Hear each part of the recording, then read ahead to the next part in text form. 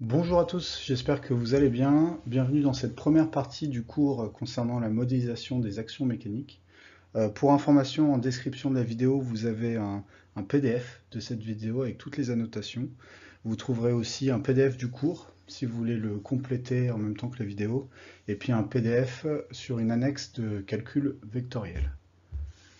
Donc, dans ce cours, je vais d'abord présenter les compétences qui sont attendues à la fin de cette séquence. Je vais présenter quelques exemples, puis une introduction de toutes les notions de transmission d'efforts.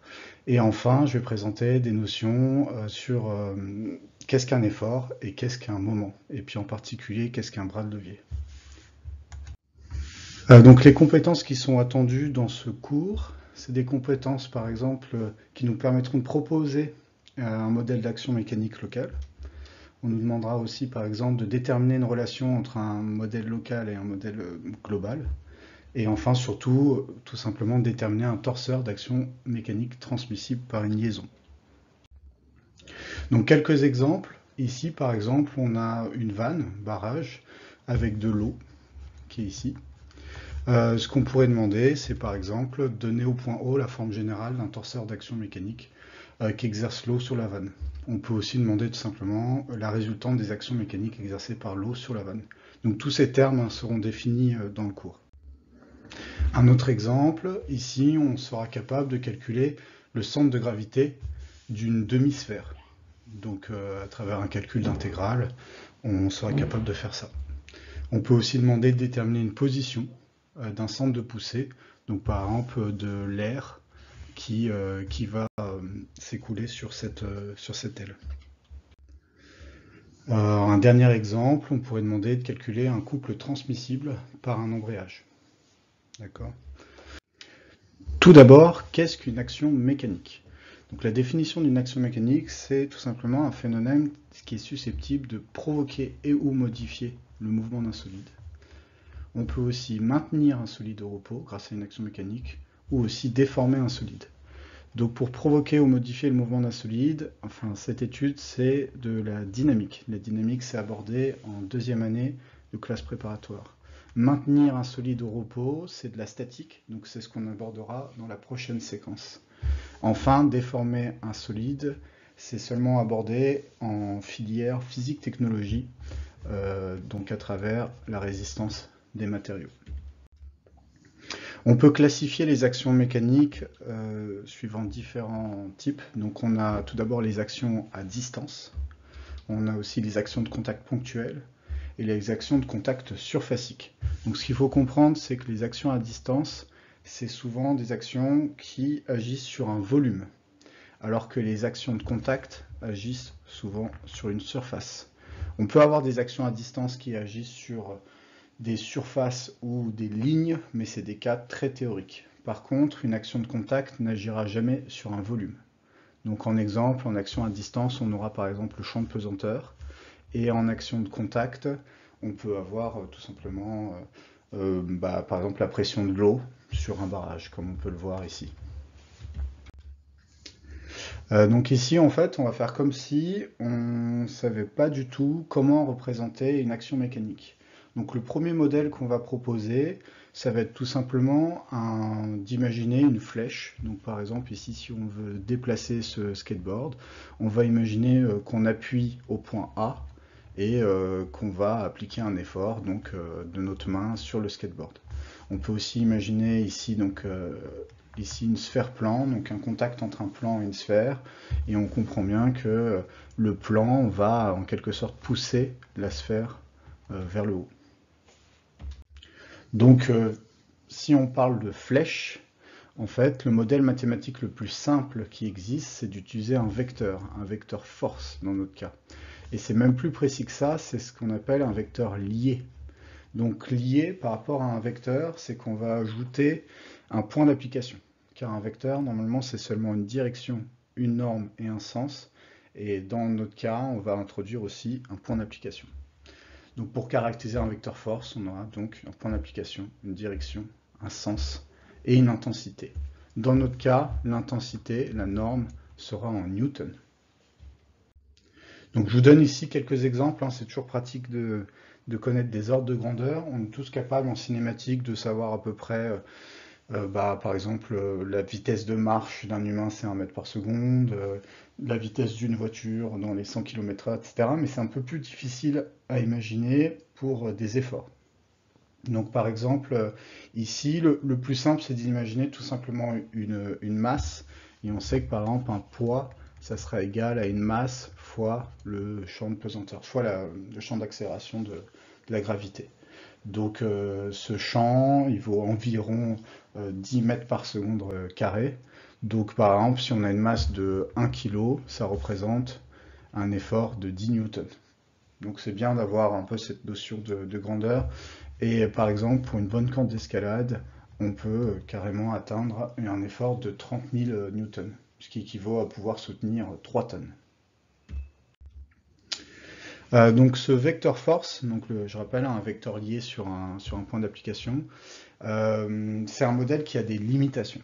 Par exemple, si on s'intéresse à ce cas d'une lampe qui est accrochée à un mur, si on met un vecteur force donc du champ de pesanteur qui s'applique en son centre de gravité, en fait, ce qui va souvent nous être utile, c'est plutôt de connaître quel est l'effet de l'application de cet effort en un autre point. Donc en ce point-là, en fait, ce qui va se passer, c'est qu'on va avoir une réaction du mur qui va empêcher la lampe de tomber en quelque sorte. Donc on va voir ici qu'il y a une notion de moment.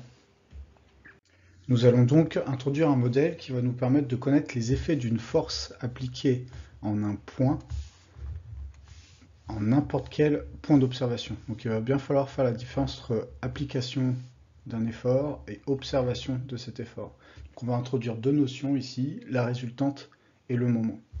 La définition de la résultante est assez simple puisque c'est tout simplement un vecteur qui n'est plus lié ici. Donc par rapport au vecteur force présenté précédemment, la résultante c'est tout simplement la même direction, le même sens et la même intensité que ce vecteur force. Et donc on n'a plus de notion de point ici. Le point il va être essentiel surtout pour le moment. Nous allons donc maintenant définir qu'est-ce qu'un moment. Donc déjà on parlera toujours du moment d'une force, donc cette force qui est appliquée en un point I par un solide 2 sur un solide 1, qui sera calculée en un point J. Donc on observe l'effet de la force appliquée en I en un point J. Donc ce point J, on peut aussi appeler ça, donc on peut appeler ça un point de calcul, un point d'application, pardon, justement pas un point d'application, donc un point de calcul, un point d'observation ou un point de réduction. Donc on peut définir ce moment par cette formule. Donc le moment observé en J de l'effort de 2 sur 1, ça serait égal au vecteur JI, donc J point d'observation, I point d'application, vectoriel, le vecteur force F de I de 2 sur 1. Donc je rappelle qu'au lieu de F de I de 2 sur 1, on peut aussi tout simplement écrire la résultante R de 2 sur 1. Le point d'application ici n'a pas d'importance. Donc l'unité de son intensité, ça sera des newton-mètres. Donc un exemple d'illustration ici. Donc dans le cas de gauche, en fait, la question, ça serait quel est le moment créé en B par cet effort appliqué en B. Donc tout simplement, là, si on cherche le moment en B de l'effort de 2 sur 1, donc 2, ça serait par exemple nous qui allons toucher cette porte, et ben ça sera tout simplement égal à, donc B, c'est le point d'observation, on essaie de savoir en B ce qui va se passer. On a aussi B comme point d'application ici dans ce cas particulier, et vectoriel, notre effort, notre résultante. Donc dans ce cas-là, c'est assez évident qu'en fait, si on applique un effort en B, on ne va pas pouvoir créer de moment en B. Dans le cas de droite, cette fois-ci, on va chercher à connaître le moment en B de l'effort appliqué en A de 2 sur 1. Donc dans ce cas-là, on va avoir BA vectoriel, notre résultante. Donc ce qui va faire qu'on va créer un moment ici. Donc je vous donne quelques ordres de grandeur. Donc comme pour les efforts, c'est important de connaître quelques ordres de grandeur ici. Donc par exemple, pour dévisser une roue, il faut savoir qu'il faut à peu près un effort de 50 Nm. Donc 50 Nm, ça équivaut à appliquer tout simplement un poids de 5 kg au bout d'un mètre. Donc juste en dessous, je vous ai mis un système assez commun, donc le max speed.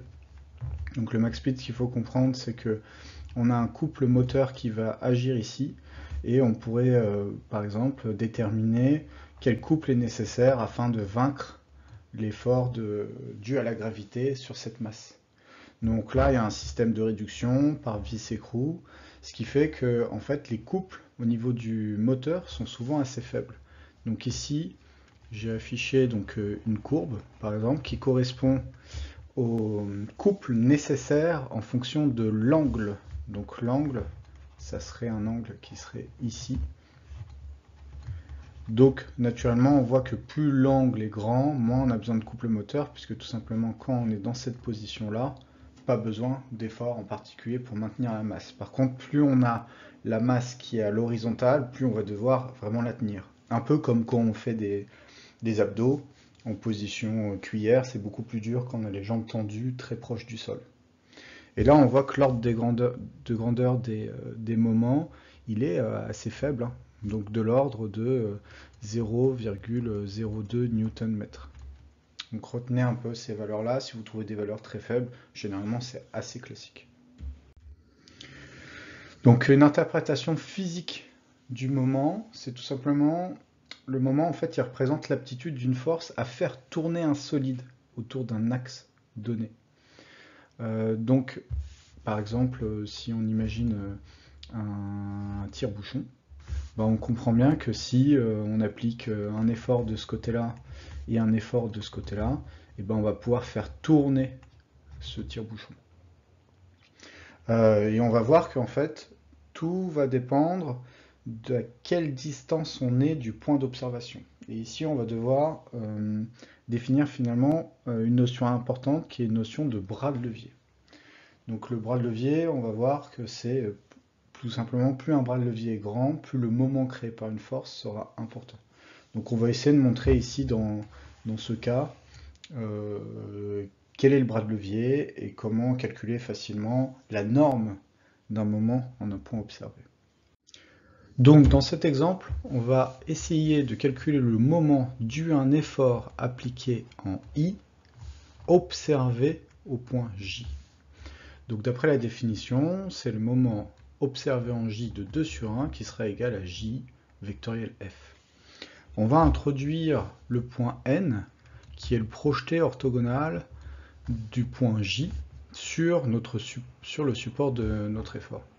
Donc ici, on va avoir mj de 2 sur 1 qui va être égal à jn plus ni vectoriel f. Or, ni et f sont collinéaires.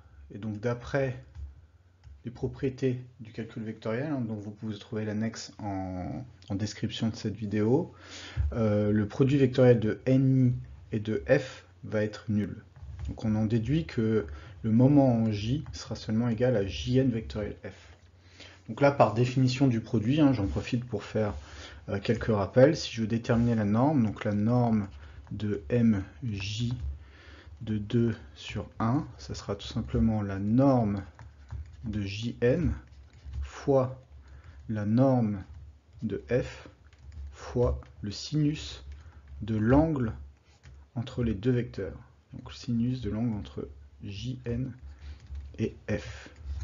D'accord ? Cet angle vaut 90 degrés. Donc on sait que le sinus de 90 va valoir 1. Donc là, on va pouvoir tout simplement écrire le moment sous cette forme-là. mj de 2 sur 1 sera égal à la norme de jn fois la norme de f. Donc on peut tout simplement résumer de cette manière-là. Finalement, le moment dû à un effort, ça va être une distance fois la norme de cet effort. et cette distance-là, c'est ce qu'on appellera le bras de levier. Le bras de levier, pour résumer, ça sera la distance la plus courte entre le point d'observation de notre moment et le support de l'effort. Plus ce bras de levier va être grand, plus le moment sera grand. Et plus la norme de l'effort sera grand, plus le moment sera grand. D'accord? On peut même voir que en appliquant cet effort F, on va faire tourner, finalement, si on avait un objet qui était accroché, on va pouvoir faire tourner notre objet suivant un certain axe. Mais là, pour l'instant, je parle juste de normes. Pour résumer, afin de décrire une action mécanique, donc d'un élément 2 sur un solide 1 par exemple, on va utiliser deux vecteurs, le vecteur résultante qui est indépendant du point d'observation et le vecteur moment qui est dépendant du point d'observation. Donc c'est un peu en lien avec la cinématique par exemple, on avait un taux de rotation qui était indépendant du point d'application, enfin qui était indépendant d'un point, et le vecteur vitesse qui lui dépendait du point observé. Donc ces deux notions, finalement, on va voir qu'on peut les réunir sous forme de torseur, donc un torseur d'action mécanique, qui se présente sous cette forme-ci, donc où en haut on aura le vecteur résultante, en bas le vecteur moment, et ce point A ici c'est le point d'observation qu'on est obligé de préciser ici. Donc on peut l'écrire sous forme de colonne, comme ça, donc avec la résultante à gauche, le moment à droite. Ne surtout pas oublier le repère d'expression et le point d'observation. Donc ici, on a la résultante globale de l'action mécanique de 2 sur 1 qui sera sous cette forme-là, sous cette forme de vecteur, et le moment global résultant qui sera sous cette forme-là. On reverra cette notion de torseur après avoir vu la notion de modélisation locale et globale. Donc ça sera dans la prochaine vidéo. Voilà. N'hésitez pas, si vous avez des questions, à les poser en commentaire, et puis on se dit à la prochaine vidéo.